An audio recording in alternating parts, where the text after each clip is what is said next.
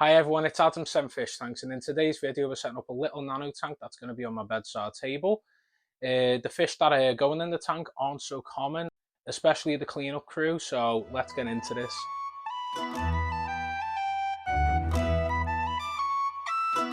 So what we're going to do right now is we're going to put the background on the back of this tank.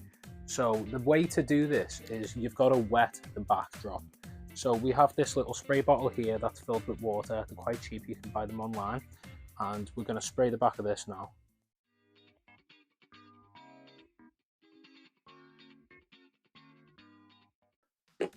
I'm just going to gently lay this on. Now obviously, as you can see, it's a little creased and stuff like that, but that won't matter once it's attached.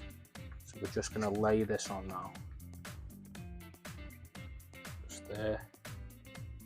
And now that it's flat, you want to make sure that there's no air bubbles or anything like that, because you can see watermarks when the tank is set up. So what we want to do now is we want to get a card, got like a pool club card, and I'm just going to try and get them air bubbles out. And I say air bubbles, I mean get all the water out. So you want it so there's no water left.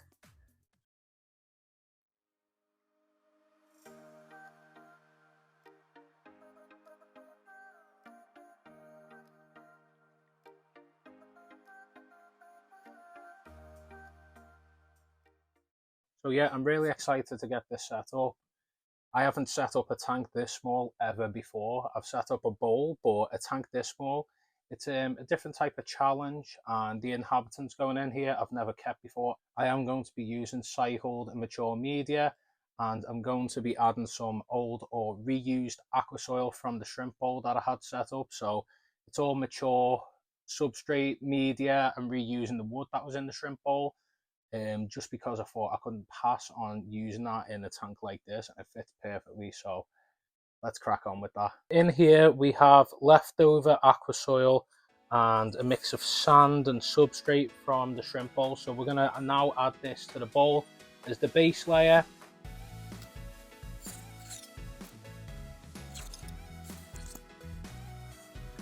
We're just now doing a bit of a slope effect, because obviously we want to build up the back some more, have some height.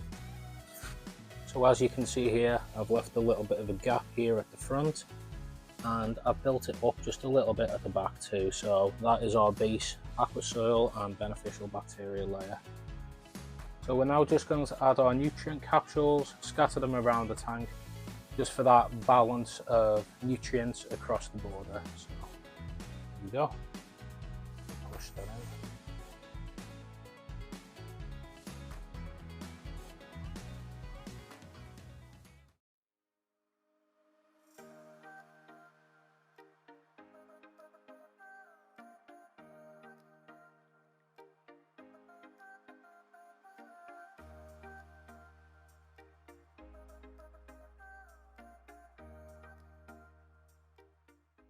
So we're now just going to add some sand to the tank.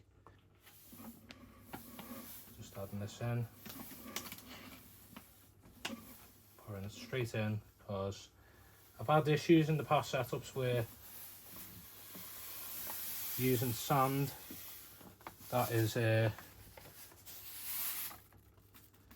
already been rinsed, I tend to have issues with the capping layer. Brush it back once again. Create this height that I was talking about. Just brush that right the way back, spread it across, make sure it's even, build it right the way up. We want it as tall as possible. Right, so what we're now going to do is add the wood that was previously in the shrimp bowl right in the center. And I think that looks stunning. It's a lovely piece of wood. Maybe turn it a little bit to there. As you can see, it's a beautiful piece of wood, nice and central, and I'm going to place some rocks around this now. Right, so we're now just going to add our pebbles around the wood. We've got a variety of different sizes, obviously. We're going to try and create just a little barrier so there's an open part in the front, there the back.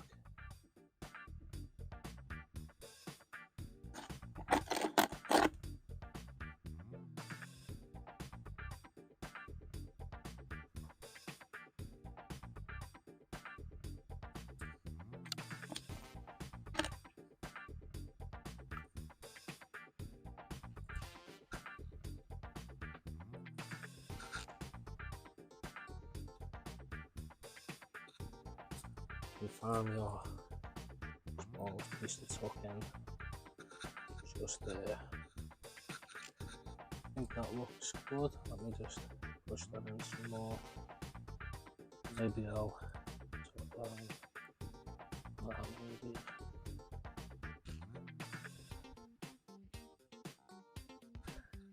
Maybe. It's always good to move things around if you don't like it. And that's what aquascaping is about, really. You just want to be careful with the glass, obviously.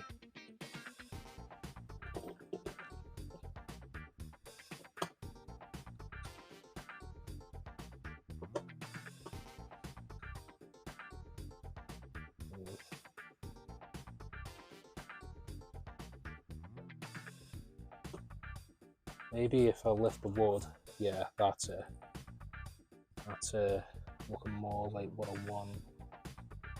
So yeah, I've decided this is the rock or pebble placement that I'm going to go with. I think it looks quite good. Obviously, it can still get to glass and clean, and maybe plant some plants here. So I'm just going to spray the substrate real quick and dampen it so it'll be a little easier to plant into.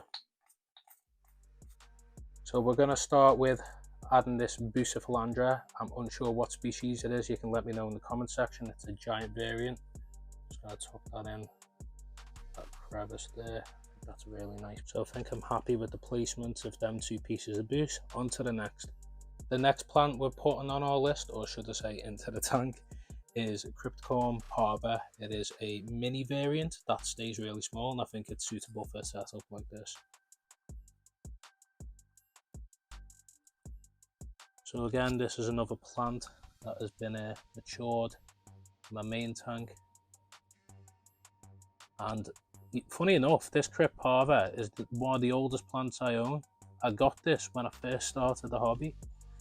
Get the roots in the substrate, because if you don't know, Cryptocorm is a root feeder. We also just found a little nano version, or Nubius nana. So the next plant we're adding is Camboba. I've never used this plant before, but it's a fast growing plant, and with the new setups, it's always good to have these kind of plants because they'll absorb any nitrates or any excess nutrients in the water column. So it's always good to have these faster growing plants.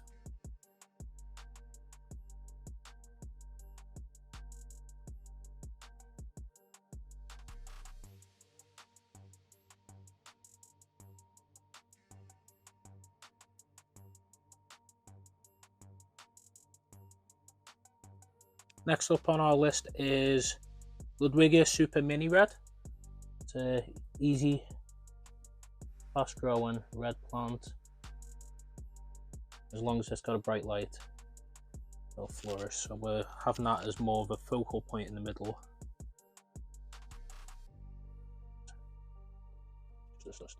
So this is our final plant that we're adding, another bushy one going in the corner, a fast grower. It's called Hygrophila. Unsure if it's Polysperma, but it's quite a bushy one to be fair, and another fast grower. So yeah, let's get on. Just going to create a little forest in the back of the tank. Once again, is great for the fish and absorbing nutrients too, with it being a fast grower. Right, so we're now just putting a bag on top, so we don't want to disturb any of the substrate or the sand of the plants. We're going to gently pour the water into the tank now.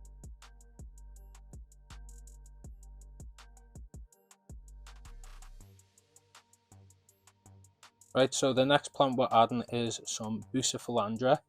This is a green variant, and this is going to be an epiphyte that I'm going to be putting in the crevices of the wood here.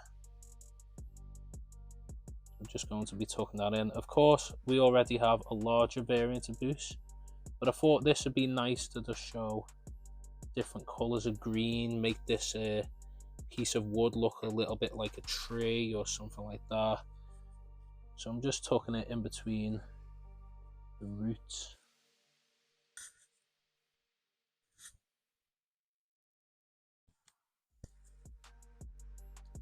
We're now going to add some salvinia. This is a nice floating plant. Gets a lot rounder and thicker leaves compared to the frog bit over here in my other tank. So the next addition is another larger leaf epiphyte. This is Anubias Nano Aquarium, I think. So we're just going to find more places to tuck this again.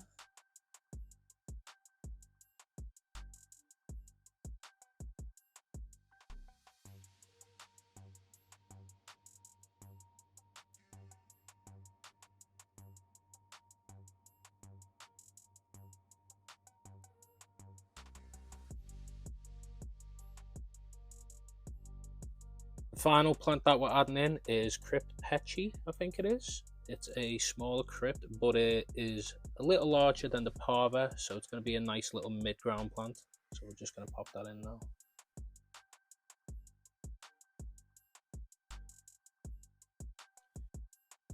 A long root, you can tell this was a healthy plant. The main thing you want with cryptocorn as well is the roots fully submerged, as it is a heavy root feeder. Right, so I have some sponges and some little ceramic rings that were inside my filter to instantly cycle this tank. Obviously I'm going to be testing the water and reusing a lot of old substrate and wood and plants, so there's a lot of beneficial bacteria involved, but it's always safe to make sure that your parameters are fine and test it. But yeah, we're putting this in this cartridge now, and this is the superfish filter that is a hang on the back that goes with the tank. So